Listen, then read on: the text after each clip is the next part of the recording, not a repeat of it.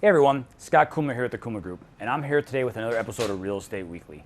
On this episode, I'm going to talk about the cost of purchasing a house. Now before I get started, make sure to hit the like button or subscribe to this channel if you find this information helpful. Now let's get going.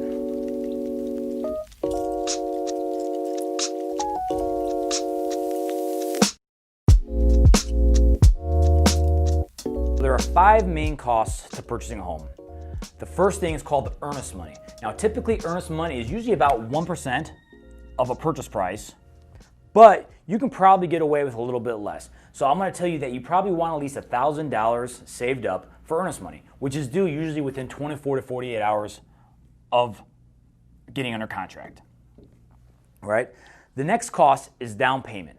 Now typically there's, depending on the loan program, there's going to be different down payments amounts. So it's either going to be 3%, 3.5%, or 5%, depending on the loan program. To be safe, you're probably going to want to anticipate about 3.5%.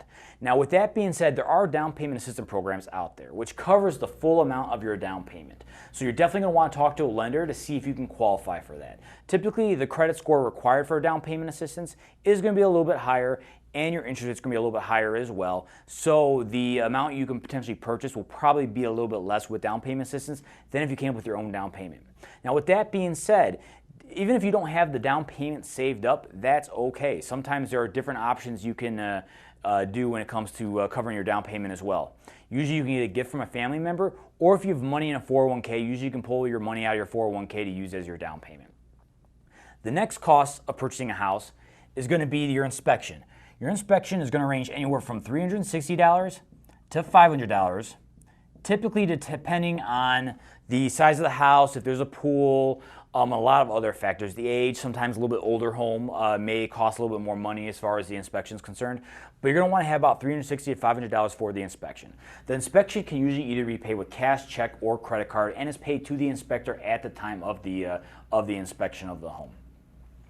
The next cost is going to be the appraisal cost. So every home that needs to have a loan is going to need to get an appraisal. Your appraisal is going to run anywhere between $500 to $600 for the appraisal.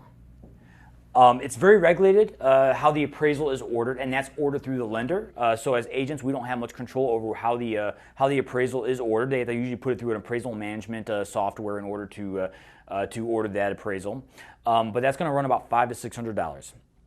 The final costs with purchasing a home are going to be your closing costs. Now, your closing costs include title fees, lender fees, prorations with interest, taxes, all those extra fees.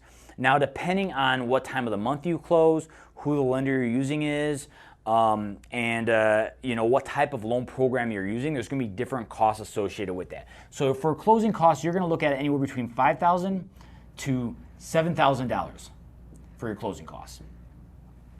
Now, with that being said, there's a term that I use a lot that a lot of people might know what it means. It's called seller concessions. That's money that we're basically asking the seller to pay for you as the buyer's closing costs. So you have the opportunity to ask for the seller to pay for all these closing costs or part of those closing costs if you don't have that full amount as far as that's concerned. So with that being said, the more closing costs you can cover yourself, the better off your offer is going to look. So you want to try to cover as much as possible. However, if for some reason you just don't have that money saved up, that's perfectly fine. I work with a lot of first-time home buyers or people who are using down payment assistance programs.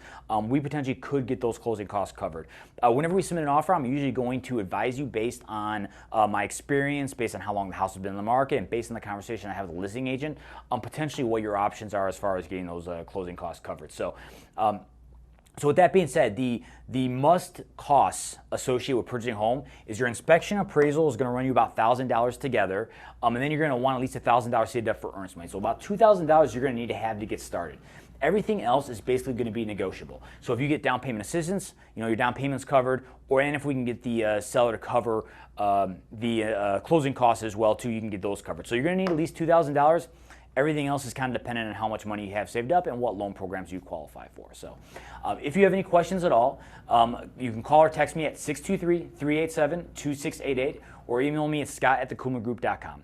Hope you all have an amazing week.